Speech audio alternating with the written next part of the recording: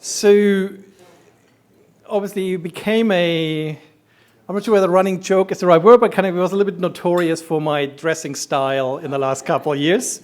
I think sandals played a role at some point. On the other hand, about last November, it kind of like began to somewhat systematically change. The occasion was that I actually became Australian as an Australian citizen.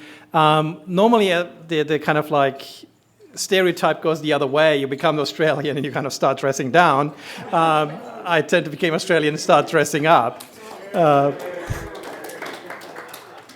Now, the person, at least almost single-handedly responsible for that kind of change is our guest speaker today, Michael. He is the, I don't know what they call it, like owner of a tailor shop called Beg Your Pardon, which you can find on Union Street, which is just off Ebenezer Place / Rundle Street. And he basically equipped me with my suit I'm wearing today, so you're actually seeing the kind of like handiwork that he kind of like did. So Michael is essentially a men's tailor, specializing essentially in suits, dress for men. This goes from kind of like the occasions, like becoming an Australian citizen, to weddings, to other kind of like occasions. He also is a specialist for kind of like more outlier cases. I think he kind of closed the basketball team of the Adelaide 36ers, which I think is like if you have 2-meter people, you do need special sartorial choices to kind of like make that kind of like work. I think he's giving us today kind of like just a general overview about kind of like men's tailoring, what he does as kind of like a shop. One of the things, I'm not sure whether he's kind of mentioning, he also does have quite an interest in technology. And especially not just in kind of like how can we use technology to replace what we're doing, but how do we make technology work such that we can focus on what is important and kind of make the whole experience, the whole kind of like part of like the dressing ourselves more enjoyable and more successful. Good. Thank you, Mike.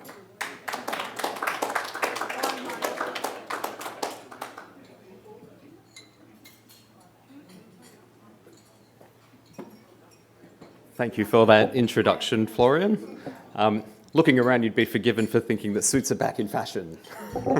We have a lot of suits in the room. I'm Michael Bois. As Florian has said, I'm the owner of Beg Your Pardon, and I'm here today to make you feel terrible about your fashion sense. No, that's not true. I hope that I can impart some sort of suiting wisdom on you today. That's my intention. I want to walk you through, to start with, something that some of you may know, the difference between bespoke and made-to-measure suiting, right? These terms are often used interchangeably. I'm going to move this around because I like to gesture. These terms are used interchangeably in suiting, but they mean something very different, right? Bespoke suiting, with a bespoke suit, you'd go to a tailor and typically the first thing that they would do is make you a mock suit out of a fabric called calico. Now, some of you in the audience may know this. Calico is a synthetic fabric that is very cheap, and the tailor can hack into that and do all sorts of changes, and it's not very expensive to adjust.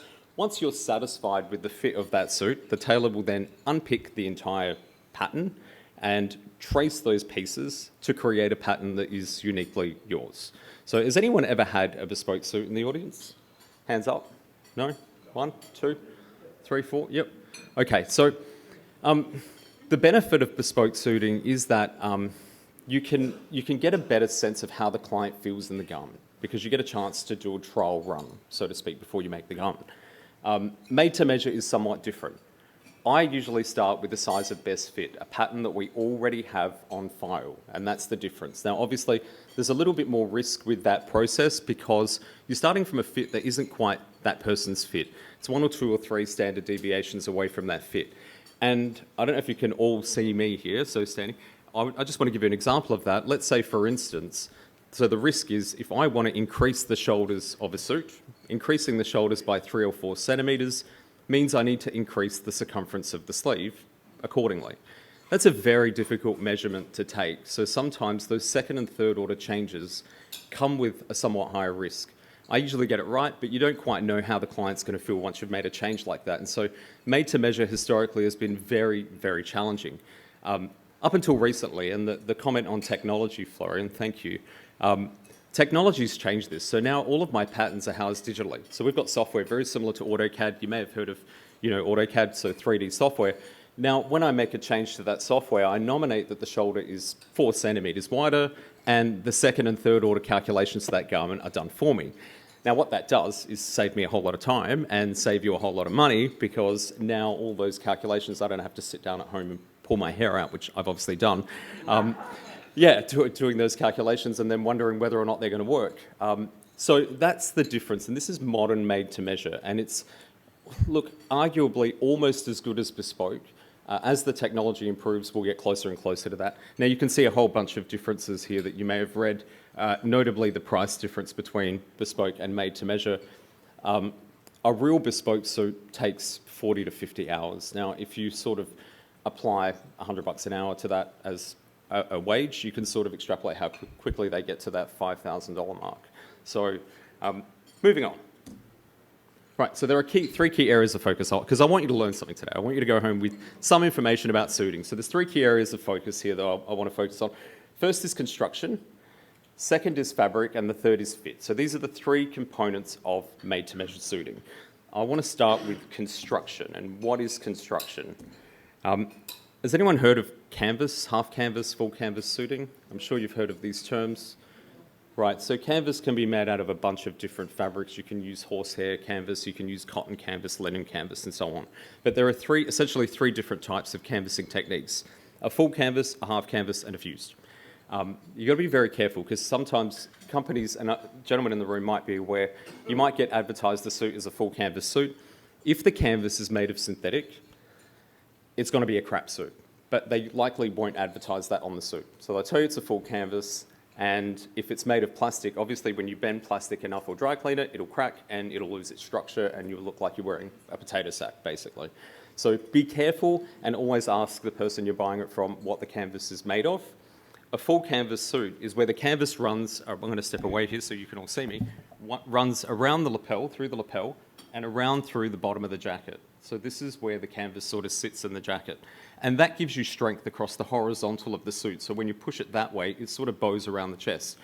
And this is the scaffolding upon which the suit is built, right? So we actually cut the canvas and then the fabric gets stitched onto the canvas. A half canvas suit, the canvas ends at the halfway point, so obviously a little bit less structure. And then we have fusing. And fusing gets a lot of bad press, but it's not as bad as what people make it out to be. You just got to be very careful where you're getting a fused suit from. Most of the off-the-rack suits in Australia are made using a fused process. That's, instead of adding canvas, in order to add structure to the garment, they lay the fabric out flat and place an interfacing on top that has an adhesive, and they iron it on. Now, the argument is that the glue prevents the suit from breathing because there's an adhesive in between the fabric and the actual fusing, the interfacing. The reality is that's only in the chest piece, so it's not too much of a problem. The problem comes if you leave your suit in a car on a 40-degree day, the glue will reactivate and delaminate and it goes all bubbly and it looks terrible. So you've got to be really careful. It's not so bad in the UK because the climate's different, but in Australia you've got to be super careful with fused suits. And if you've ever bought a suit from any store in Australia, I'd say 90% of them are probably fused. So just be very careful. Now, choosing a suit fabric. This is my favourite part of. So obviously you're probably familiar with all of these fabrics, your wools, your linens, your cottons. The animal on the screen is a vicuña, right? I don't know has anyone heard of vicuña? Right, so some have, some haven't. So vicuña has the finest fur on the planet. It's 8 microns thin, which is super, super thin. The problem with the vicuña is it only grows in the wild. So they have to herd the animal down from the Argentinian mountains. So the farmers have to climb the mountains, get the animals down, shear them. It's a labour-intensive process. And this is why vicuña fetches around $3,000 a metre. 3.6 metres for a suit. You can quickly run the numbers. I'm taking orders after. Could run the numbers on how much a suit. Look, we're talking upwards of $30,000 for a suit. So it's very, very expensive. And if you do want to look at vicuña swatches, I don't have any. The book itself costs $5,000. So I have to ask for them to send it from Melbourne, and there's only one of those books in Asia Pacific. So that's how rare the fabric is. But it is really beautiful. If you get a chance to touch it, do so if you can. Weights. Now in this room, I think this is a really important topic. There are 4 categories of weights that I've set out here and the types of suits that they create. I want to basically veto you from ever buying one of them. That first one, less than 150 grams, is wafer thin. So if a suit is advertised at 150 grams or less, just don't touch it. And to put that into context, you're sitting on a chair. Between you and the chair is a little piece of fabric. And every time you shuffle in your chair, you're wearing that fabric. You can basically see through 150-gram fabric. So be super careful with that. The sweet spot is between 240 and 300 grams. Gives you a beautiful drape. What I'm wearing is around 260 grams, and most of the suits in the room are around that. 260 to 280. You get a much cleaner finish on the garment. So there you go. Now, achieving a good fit. All right, I can't go through every part of fit, but I did put up here quite a large fellow. But what you'll see is that his suit is absolutely flawless. There's not a buckle, there's not a twist, there's not a fold. That fit is an incredible fit. And there are 5 key areas to fit that I think are business critical. A lot of the other parts, you can really sort of fix them. These are the 5 that you really are much more challenging to fit. The chest of the suit, obviously, you want to make sure that it fits through the chest. The abdomen, too big is not bad. Too small, really hard. Because you've only got so much fabric in there to let it back out, so be very careful. Waist, seat, and rise of pant. Is anyone familiar with the rise of the pants? The tip of the waistband to the centre point of the crotch, the back of the waistband. Gentlemen, you know that if that's too short, serious business. This could cause some trouble. So those are the 5 key areas of fit. And I want to walk you through 2 pet peeves of mine when it comes to suit fit. I don't want you all inspecting each other's suits after this, but these are the two key problems that I want you to take home. So collar gap is one of them. Collar gap is where the jacket lapel sits away from the shirt and you get a gap around the neck. This indicates a poorly balanced garment, right? And it's hard to fix. The reason I don't like it is because it's a pain in the ass to fix. You don't want to have to do this alteration. So if you're putting on a jacket, look for that issue. The other, I don't mean anything by this, but stooped posture. As we get older, our shoulders start to sort of stoop forward. And what that does, you'll note that if your shoulders sort of stoop forward, it picks the back of the jacket up and you get this ripple at the back of the jacket. So what indicates that is that ripple.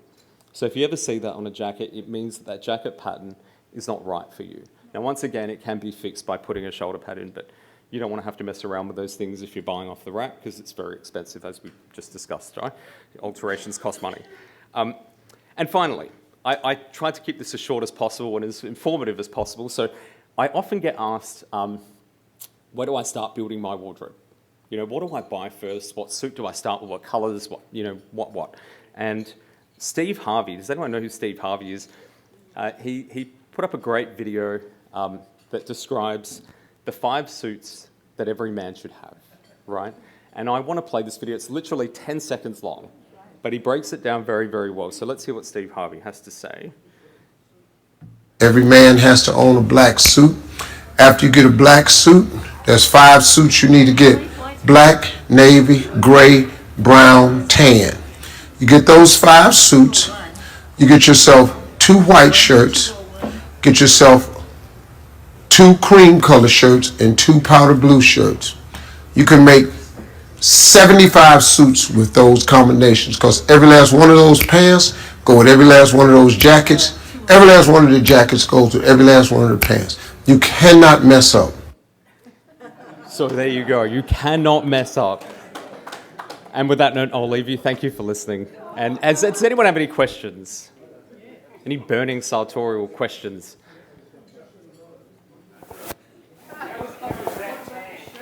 How is that tan? Do you know how many arguments I hear in my shop about what constitutes blue and what constitutes brown? Husband and wife about to get, well, partners, fiancés about to get married. They're always arguing what colour's what because men see colour different to women. So men see colour very differently to women. So it's all subjective. I don't think that's tan. That looks white to me. Yeah. There you go. Thanks. That was a great talk. Thank you. Some of the older members here might be a little bit worried about the way trousers seem to be going to get tighter and tighter. Yes. Is there going to be a move towards trousers that we can actually get onto our legs without too much effort? Oh, you've just melted my heart. Trousers with pleats are back. Mobility is back. The skinny suit is now gone. The problem with this is off-the-rack fashion tends to lag by about 3 or 4 years. But if you're looking at any trendsetters, and if you follow anyone on Twitter, X, follow a gentleman named Derek Guy, a lot of fuller cuts, a lot of drape cut. Drape cut is where the jacket is basically cut further away from the chest, so there's a bit of fullness in the chest, giving you a bit more mobility. But more importantly, the pants, they're all much wider now. So yeah, you're in luck. Don't throw your stuff out. Yes. For my past, I tended to sell a lot of, well, I ran a company that sold a lot of suits. Did you? Whereabouts? David Jones. Oh, nationally. yeah. I used to work in Maya years ago. Oh. Yeah. Firstly, I admire what you have on. Thank you. And the question I would then ask is, where do you see the role of the tie in the future? Because it used to be a wonderful way of men expressing themselves with their suits. Yeah. No one sells ties. Not many sell ties anymore. No, you're right. I think the damage was done with the casualisation of the workplace, unfortunately. Once the workplace went to a more casual outfit, we did away with the tie, because the tie was essentially a part of a uniform that was the suit. Will the tie come back into fashion as fashion? I think it'll always be there for the foreseeable future, but not in the way that it was, and I don't think it'll play as a significant role. I do like a tie. I'm not wearing one today because the occasion really doesn't lend itself to a tie, but that gets us into a whole new topic of rules and codes of fashion and formal and black tie events and all that sort of stuff. But yeah, I really hope it does come back. Yeah, thanks for the question. Yeah. I've got another one, and Yeah. hello. Yeah, right. Okay, if you look at that photo, one guy has got the fellow on the left. The length of his jacket looks fine. The other one looks ridiculous.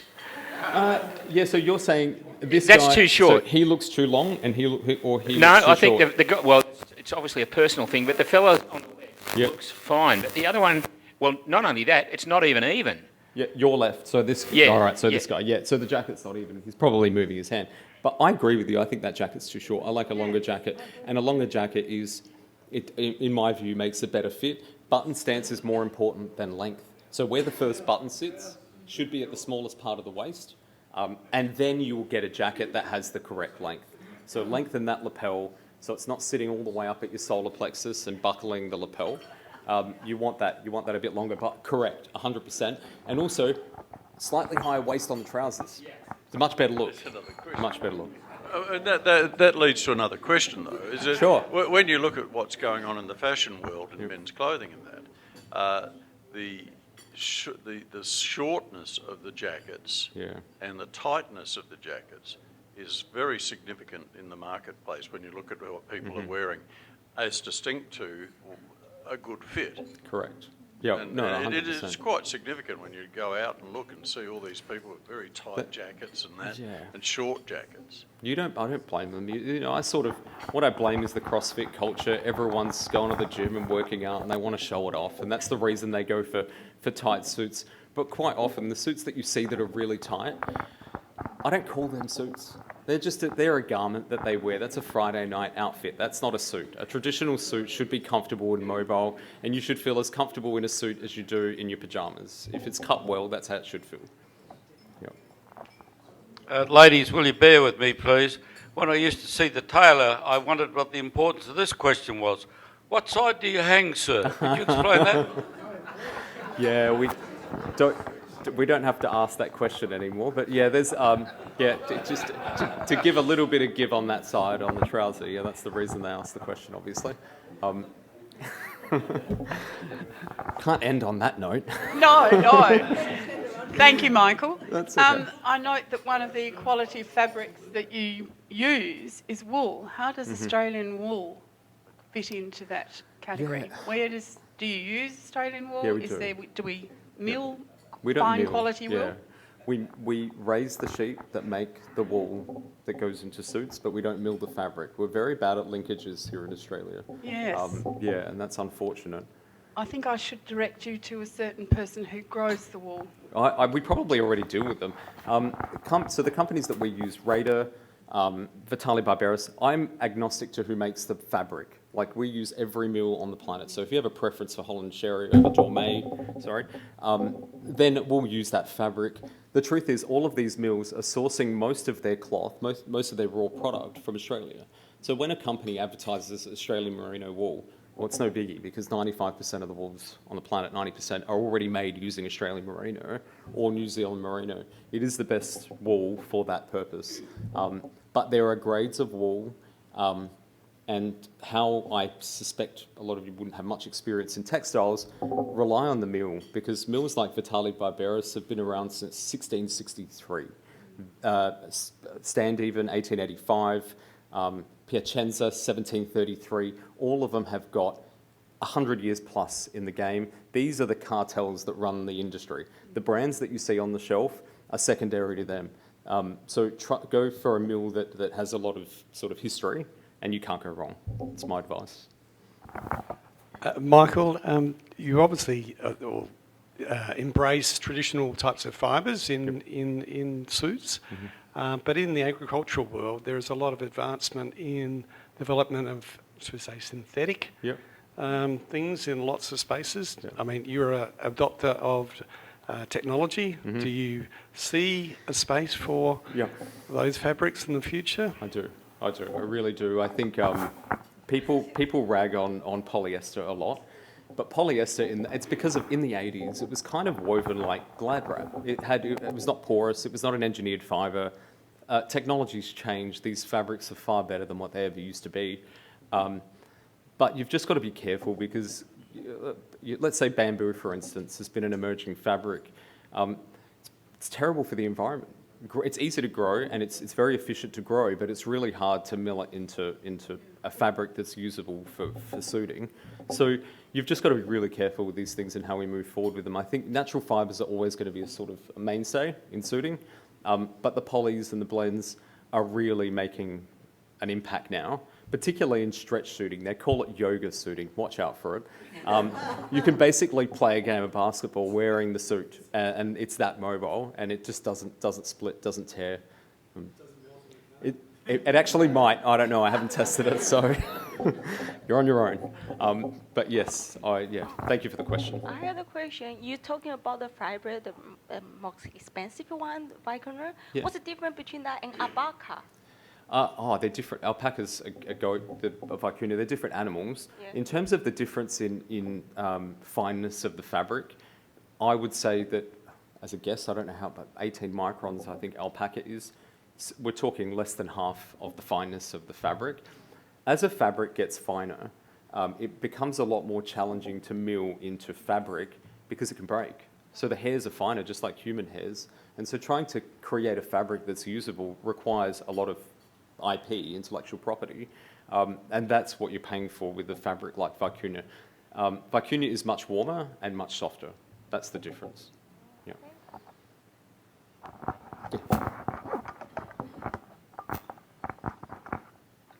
Thank you so much. I am these days a very weird shape, and I would really love to get myself a properly made suit. I have no idea where to go for a woman. Yeah. Look, my wife's slowly convincing me over the last few years to get into women's. It's a different ballgame. Like with men's suiting, we have a lot of rules, like where the sleeve ends, show a little bit of cuff, where the back length sits. It's just got to cover the seat. The shoulders have got a range. Whereas with women's suiting, I've had women come in and go, well, I want the shoulder to sit 7 centimetres proud of my shoulders, and I want the jacket almost at my knee. I'm like, well, that's like a whole different pattern. And so because of the variances in preference, it makes it very challenging for me, because I don't want a customer to have buyer's remorse. And if they go down this path and are spending the sort of money that they're spending on a custom product without having any visual context, it makes it very difficult and very risky for both. So I talk women out of it. Every woman that wants to come and get a made to measure, I'm like, think carefully because it may not be what you think it is. And once we've paid for the fabric, it's kind of done. And yeah, so. Well, I think if you want something that's more fitted, there's a lot of tailors that specialise in women's. Unfortunately, none of them live in Adelaide. They're mostly on this eastern seaboard, corporate world sort of tailors. And to give you some sense, price points, you're looking at around about $1,000 for a suit up. $1,000 will get you sort of an entry-level made-to-measure, and then upwards of that. And the problem is, a lot of women really want 4 or 5 suits in the wardrobe. They don't want to wear the same suit, whereas a guy will wear the same navy suit 4 days, 5 days in a row. And so it becomes a little bit cost prohibitive for some. But if you want them, definitely Eastern Seaboard is where I'd look, Sydney and Melbourne. Yeah. Yeah, thank you. I've really enjoyed your presentation. I'm one of those that does buy suits tailored and coats, etc. Yeah. But I probably don't want to hear this, but I'm one of those that I've been doing this through a firm of tailors from Hong Kong for years. Yep. And they go all around the world. Yep. So I'm not too sure what their sweatshop looks like. I suspect it isn't quite as nice as your presentation in your premises. But what I was going to talk about is I recently bought a sports coat and I haven't been going to wear it because my wife fell apart laughing when she saw it. So I bought it off a little swatch. Yeah. And it's a check. But the problem is when you see a little swatch of cloth, what you don't see is what it looks like in a sports coat. So, so when I'm brave enough to wear it here, if you can spot me and point it out, if we had a sergeant session with fines, I'd definitely be up for a fine. But I've really enjoyed your presentation. Thank you. And I will come in and visit your premises because you've now got one of our Rotarian members who's sort of trying to be ready for Melbourne Cup in that attire. So thank you again. Oh, no, it's my pleasure. That jacket, what colour's the check? Oh, you're colourblind. Funny enough... It's got navy, it's got green, a couple of greens. Yep. Yeah. But, this is not the loud one. You're all right. If you need any help styling it, let me know. 30%, 1 in 3 men are colourblind. It's an interesting statistic for you. Thank you, everyone. Yeah.